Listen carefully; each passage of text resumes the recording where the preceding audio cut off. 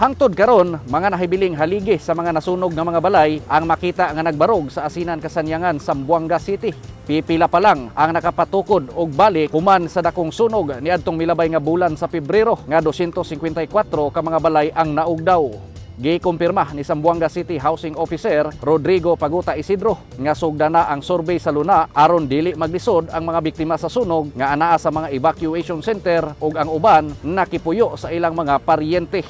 Actualmente del last week del Wednesday pa ya principia kita man survey el total land area de Suyo. Quiero decir una kita saka el entero area del quema. Después ya puede kita ara saka el total land area del quema. So actualmente today we will already start with a survey of the individual lots para pwede sila pone el 4 poste. Después pwede también sila con principia el temporary shelter. Lauman usab sa 254 ka mga pamilyang nasunugan ang hinabang gikan kang Senador Robin Padilla nga ipaagi sa National Housing Authority kon NHA. So pone kami atras or somewhere na area tiya kami vacant space.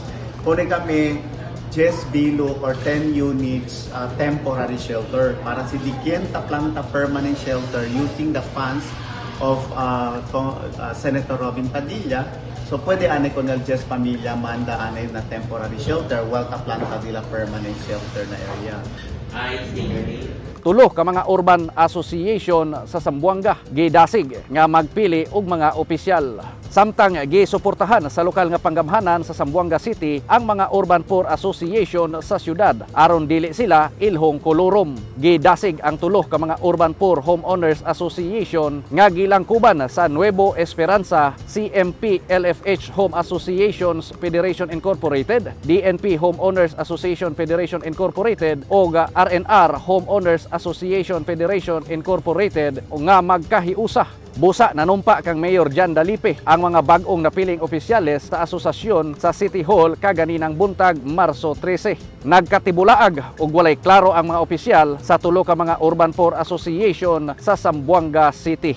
Gikan sa Asia's Latin City, Syudad de Zamboanga, June Tubilag, Newsline Philippines. Stay safe